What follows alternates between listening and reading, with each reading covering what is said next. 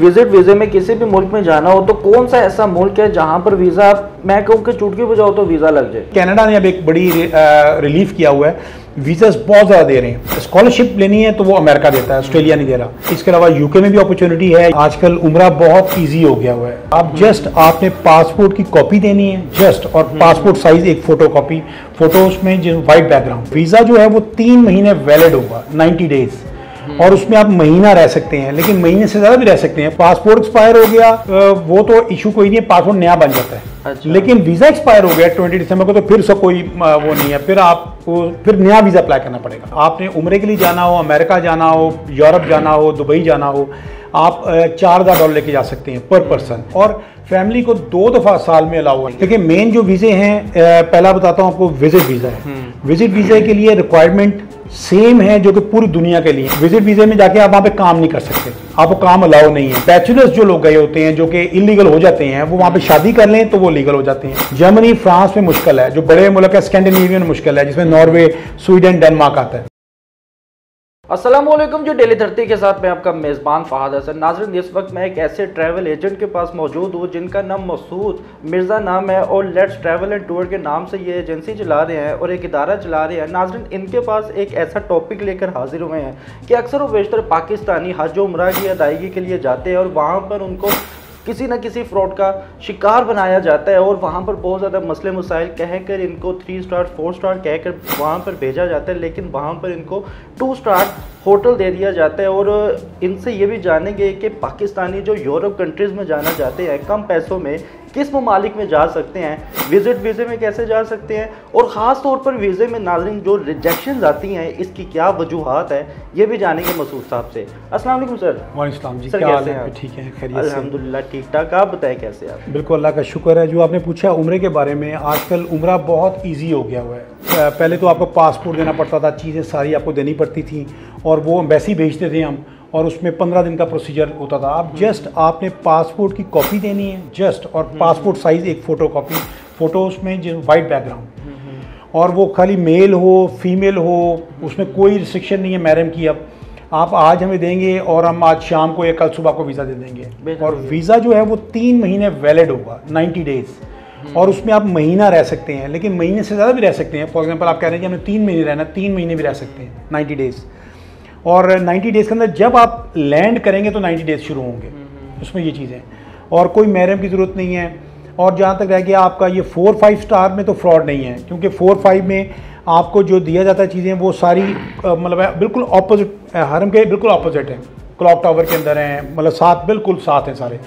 लेकिन जो 2 स्टार कह के लोग 400 मीटर्स का कह के और वो 800 की मीटर यानी उसमें ये चीज़ें ये फ्रॉड आती हैं। तो कोशिश करें अपने रेफरेंस वाले लोगों के पास जाएं, बेहतर हो गया। अच्छा मसूद साहब, ये बताइएगा कि अगर उम्रे की अदायगी के लिए लोग यहाँ से अगर जाते हैं तो अगर वीज़ा जो सा एक्सपायर होना है वो 1 हफ्ते के अंदर अंदर वीज़ा एक्सपायर हो गया है, और या फिर उसके 1 हफ्ते की डेट अभी पेंडिंग है, उसके बावजूद क्या वो पॉसिबिलिटी है कि वो उसके दौरान ही उम्रे की अदायगी के लिए जा सकते हैं? अगर उसी के दौरान उसका वीज़ा एक्सपायर हो जाए तो फिर पासपोर्ट एक्सपायर हो गया वो तो इशू कोई नहीं है, पासपोर्ट नया बन जाता है। अच्छा। लेकिन वीज़ा एक्सपायर हो गया 20 दिसंबर को तो फिर से कोई वो नहीं है, फिर आपको फिर नया वीज़ा अप्लाई करना पड़ेगा, नया अप्लाई करना हाँ पड़ेगा। जी। मुझे ये बताइएगा कि अक्सर व बेशतर हम लोगों को बड़ी मुश्किलात का सामना करना पड़ता है। उम्रे की अदायगी के लिए जाते हैं कहकर कुछ पैकेज के लिए बुलाते हैं और वहाँ जाकर वो टोटली बदल जाते हैं। कभी कहते हैं कि जी इतने डिस्टेंस में आपका फासला होटल का है, जब वो वहाँ पर ट्रैवल करते हैं तो वो बहुत ज़्यादा उनको ट्रैवल करना पड़ता है। ये क्या मामला है? इसके लिए जी ये सिर्फ उसमें आता है, इकॉनमी में ही ये प्रॉब्लम्स आती हैं, 4-5 स्टार में नहीं आती। 4-5 स्टार में मतलब ऑलमोस्ट ज़ीरो ही आपका जो डिस्टेंस होता है, मतलब बिल्कुल वॉक इन डिस्टेंस है, उसमें कोई फ्रॉड नहीं है। बेहतर हो गया। मसूद साहब, ये बताइएगा कि हज उम्रे की अदायगी के लिए जब लोग रवाना होने लगते हैं तो उनको किसी चीज़ की इन्फॉर्मेशन नहीं होती, तो उनको करेंसी का किस तरह से पता होगा और कितनी करेंसी वो अपने पास रख सकते हैं? देखिए करेंसी जो आज की डेट में जो चीज़ है वो $4000 है। आपने उम्रे के लिए जाना हो, अमेरिका जाना हो, यूरोप जाना हो, दुबई जाना हो, आप $4000 लेके जा सकते हैं पर पर्सन। फॉर एग्जांपल मैं फैमिली है, मैं कहता हूँ मेरी वाइफ भी साथ जा रही है, 2 बच्चे साथ जा रहे हैं, मुझे $4000, माई वाइफ को 4000, बच्चों को $2000 है। ये चीज़ें, और फैमिली को 2 दफ़ा साल में अलाउ है, यानी कि एक लिमिट है, ये नहीं कि फैमिली अभी इस महीने भी गई है फिर नेक्स्ट मंथ जा रही है, हर महीने जा रही है। साल में 2 दफा जा सकती है वो इस तरह की। अच्छा, जो 2000 आप डॉलर बता रहे हैं, ये 18 साल से कम उम्र के बच्चों के जो बता रहे हैं, जो टीन एजर्स में आ जाते हैं वो भी 4000 उनके कैपेबल है वो। बिल्कुल, ओवर 18 जो है वो 4000 एप्लीकेबल है, और अडल्ट को 4000 है, और चाइल्ड 2000 है। बेहतर हो गया। मसूद साहब ये बताइएगा कि पाकिस्तानी जोन से हैं वो यूरोप कंट्री में जाकर वहाँ पर सेटल होना चाहते हैं, सबसे पहले तो हम ये जानना चाहेंगे कि वीज़े की कैटेगरीज कितनी है? देखिए, मेन जो वीज़े हैं, पहला बताता हूँ आपको, विजिट वीज़ा है। विजिट वीज़ा के लिए रिक्वायरमेंट सेम है जो कि पूरी दुनिया के लिए है, जिसमें आपका देखिए, अगर आप सैलरीड हैं तो आपने सैलरी स्लिप्स लगानी है, पासपोर्ट, ID कार्ड, तस्वीरें, सैलरी स्लिप आ गई आपकी, 3 आ गई, 6 आ गई, और उसके बाद बैंक स्टेटमेंट आ गई, मेंटेनेंस लेटर आ गया, कंपनी का आपका लेटर आ गया, NOC कह लें या जो भी आ गया, जिसमें आपका वो बता रहे हैं कि जस्ट फॉर विजिट जा रहे हैं। अगर आप बिजनेस करते हैं तो आपका NTN रिटर्न और आपके ये चीज़ें आ जाएंगी, सैलरी स्लिप्स नहीं आएंगी। और इसमें ये चीज़ ये है कि विजिट वीज़े में जाके आप वहाँ पे काम नहीं कर सकते, आपको काम अलाउ नहीं है। लेकिन हमारे जो लोग वहाँ जाके स्किप हो जाते हैं, फिर उसके लिए डिफरेंट यूरोप में डिफरेंट कंट्रीज़ हैं जो कि वो वहाँ पे जाके लीगल हो जाते हैं। फॉर एग्जांपल स्पेन में गए हैं तो आप उनके होम डिपार्टमेंट में जाके पासपोर्ट अपना एंटर कर दें तो 3 ईयर्स के बाद आपको एक रेजिडेंट कार्ड, जिससे हमारा ID कार्ड होता है, वो मिल जाता है। इसी तरह पुर्तगाल में इमिग्रेशन ओपन है तो वहाँ पर अपॉर्चुनिटीज़ उनके लिए हो जाती हैं और वो रह सकते हैं। बैचलर्स जो लोग गए होते हैं जो कि इलीगल हो जाते हैं, वो वहाँ पर शादी कर लें तो वो लीगल हो जाते हैं, तो वो वहाँ पे। लेकिन यूरोप में अपॉर्चुनिटीज़ हैं जो आपको रेजिडेंट कार्ड दे देते हैं, हर एक डिफरेंट। जर्मनी, फ्रांस में मुश्किल है, जो बड़े मुल्क है स्कैंडिनेवियन में मुश्किल है, जिसमें नॉर्वे, स्वीडन, डेनमार्क आता है। मसूद साहब ये बताइएगा कि अगर विजिट वीज़े में किसी भी मुल्क में जाना हो तो कौन सा ऐसा मुल्क है जहाँ पर वीज़ा, मैं कहूँ कि चुटकी बजाओ तो वीज़ा लग जाए? वो बाकू का वीज़ा है। जस्ट आपको पासपोर्ट कॉपी चाहिए और आप बाकू का वीज़ा अप्लाई करते हैं, वो आपका बाकू का वीज़ा आ जाता है। उसके लिए कोई ऐसी बात नहीं, सिर्फ पासपोर्ट कॉपी चाहिए। बेहतर हो गया। अच्छा, विजिट वीज़े की तो आपने इन्फॉर्मेशन दे दी, इसके बाद वर्क का कुछ होता है कि आपने जाके काम करना है, 2 साल का वीज़ा होता है, इसमें कोई रिस्ट्रिक्शंस होती है, लिमिटेड होती है कि आप पे जान लिमिटेड, आप जितने मर्जी साल वहाँ पर काम कर सकते हैं? वर्क वीज़ा का होता है, वो ऐड एक न्यूज़पेपर में देते हैं, न्यूज़पेपर में ऐड वहाँ के लोगों को इंटरव्यूज़ करते हैं। अगर वो उनको वहाँ पे नहीं समझ आ रही, वो कह रहे हैं पाकिस्तान में एक बंदा, इसको हमने एम्प्लॉयमेंट देनी है, लेकिन वो वीज़ा आपको एक्चुअली यहाँ पे बड़ा कॉस्टली पड़ता है। किस सेंस में कि उनके तो 25,000 पाउंड ही हैं, उनका 25,000 रुपया ही है, लेकिन वो कन्वर्ट करें तो आपका करोड़ रुपया बनता है। वर्क कहीं भी आप जाएंगे तो वो बहुत मुश्किल है। लेकिन फॉर एग्जांपल कनाडा ने अब एक बड़ी रिलीफ किया हुआ है, वीज़ास बहुत ज़्यादा दे रहे हैं, तो हर बंदा अप्लाई कर रहा है, लेकिन जेन्युइन लोगों को रिफ्यूज़ भी हो रहे हैं, लेकिन लग बहुत ज़्यादा रहे हैं। कोई हमारी तकरीबन 3-4 मिलियन एप्लीकेशन इस टाइम सबमिट है, जिनमें अपॉइंटमेंट्स नहीं मिल रही, इसलिए इतना फ्लो है। बेहतर हो गया। मसूद साहब ये बताइएगा कि वीज़ा रिजेक्शन की क्या वजूहत होती है? जो अक्सर बेशतर देखते हैं कि अवाम के अकाउंट, मतलब कि बैंक बैलेंस भी ठीक है, सब कुछ ठीक है, हिस्ट्री भी ठीक है, उनकी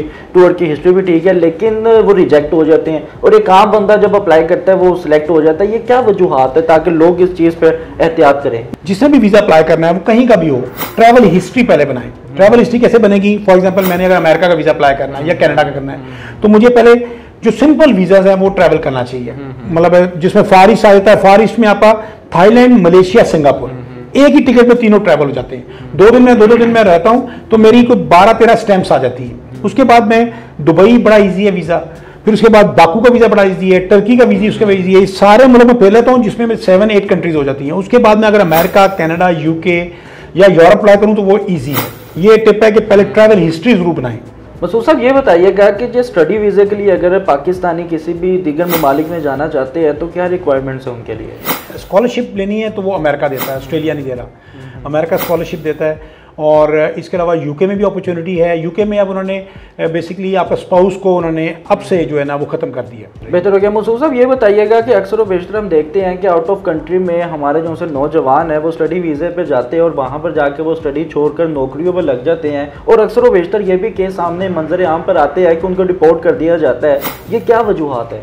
देखिए, जो डिपोर्ट किया जाता है वो इस तरह है कि फॉर एग्जांपल कोई स्टूडेंट आया वीज़े के लिए, उसकी क्वालिफिकेशन की डिग्री तो उसके पास है, बट वो इतना उसे प्रिपेयर नहीं किया। फॉर एग्जांपल उसने आइल्स भी माइट भी किसी को, फॉर एग्जांपल इस तरह का सुनने में आता है कि वो किसी को पेमेंट दे के किसी लड़के को बैठा दिया अपनी जगह पे, एक्चुअली वो एलिजिबल नहीं है। जब उसका वीज़ा लग गया, वो जब जाता है वहाँ पे और जब इमिग्रेशन ऑफिसर के सामने आता है, वो इमिग्रेशन में पूछता है ठीक है आप मास्टर्स करने आए हैं, आप क्या करने आए हैं, वो जब उसको रिप्लाई करता है फीडबैक, तो वो उसमें ही उसको डाउट क्रिएट होता है क्योंकि ये तो मास्टर्स का लग नहीं रहा, ये बेसिकली इसकी क्वालिफिकेशन लो लग। वो जब 2-4 सवाल करता है उससे तो पता लगता है कि वो तो जस्ट एक फेक है सारा, इसने करके वीज़ा ले लिया हमसे, हमें डॉज करवा दिए। वो इसीलिए इसको डिबोट करते हैं। डिबोट होता ही इसी सूरत में, और कोई वजह नहीं है। बेहतर हो गया। नाज़रीन, मसूद साहब मेरे साथ मौजूद थे जो ट्रैवल एजेंट है। इन्होंने बड़ी अच्छी मुनफरिद सी इन्फॉर्मेशन मुहैया की है, तो लिहाजा आपके माइंड में किसी भी किस्म का क्वेश्चन है तो आप कमेंट सेक्शन पे जान सकते हैं। अच्छा सर, मुझे ये बताइएगा कि अगर कोई आपसे डायरेक्टली कुछ पूछना चाहे या आपसे रब्ता करना चाहे तो किस तरह से आपके साथ रब्ता कर सकते हैं? रब्ता वो कर सकता है जी, हमारा उसमें पेज है, लेट्स ट्रैवल का पेज है हमारा, और उसके अलावा फेसबुक पे, और हमारी वेबसाइट है, और इवन के हमारा नंबर भी है 0300 8490 111।